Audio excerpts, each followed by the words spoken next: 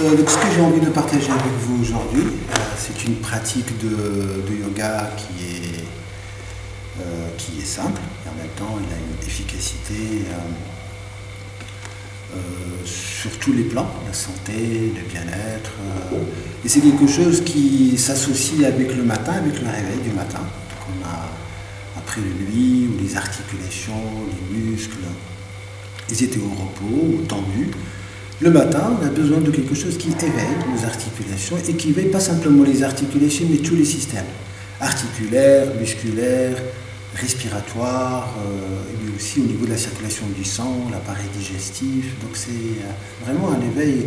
Alors les yogis, ils ont trouvé un enchaînement simple, mais vraiment très puissant et très efficace. C'est ce qu'ils appellent le Surya Namaskar. Alors le Surya Namaskar, c'est quelque chose qui reproduit en fait le mouvement du soleil, ou de la terre autour du soleil. Et c'est fait en 12 mouvements avec 6 postures. Il y a une variante la plus simple, c'est une première partie dans laquelle il y a un étirement de la face devant du corps, un étirement de la face arrière du corps, un assouplissement des hanches et un assouplissement aussi des cuisses et de la jambe, et puis un retour. Le premier mouvement, c'est juste reculer avec une jambe, revenir un an, allonger le dos, comprimer le ventre.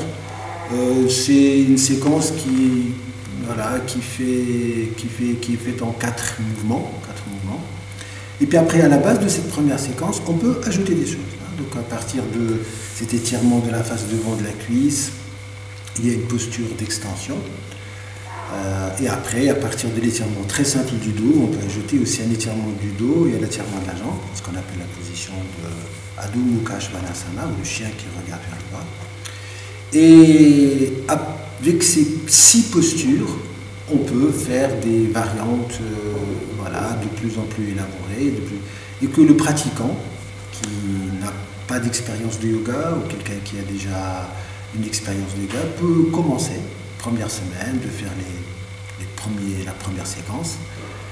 Au bout de quelques jours, on peut ajouter encore la deuxième séquence, et au bout de quelques jours encore, on peut ajouter la dernière séquence. Et ainsi, si on n'a pas du temps, si on n'a pas beaucoup d'espace, on sait qu'on a un petit enchaînement qui dure quelques minutes et qu'on peut pratiquer le matin, le soir. Les recommandations, c'est de le faire à jeun ou bien de le faire 3 heures après un repas. Mais c'est quelque chose qui peut se pratiquer le matin pour nous dynamiser.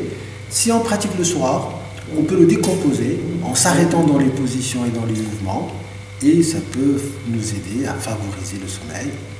Je recommande le soir de le faire juste avant de manger, une fois qu'on est rentré de son travail et on a envie de faire quelque chose qui nous permet de lâcher les tensions de la journée, de nous délasser, de nous fatiguer. À ce moment-là, on le fait plus lentement et on met l'accent sur la respiration, et ça vous favorise vraiment un sommeil, un repos réparateur.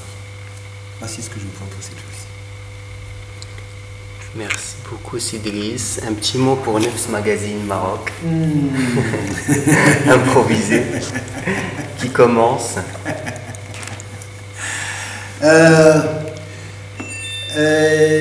Ce qui me vient tout de suite, quand je pense à Nafs, c'est Nefesh, c'est souffle et en même temps respiration.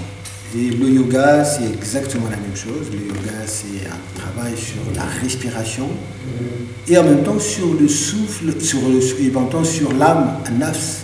Donc les deux équivalences, et je trouve que c'est un choix qui est très judicieux et qui est très bien vu.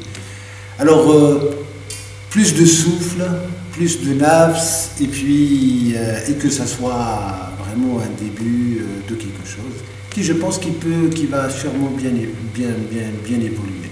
Nous en avons besoin. Namasté. Namasté.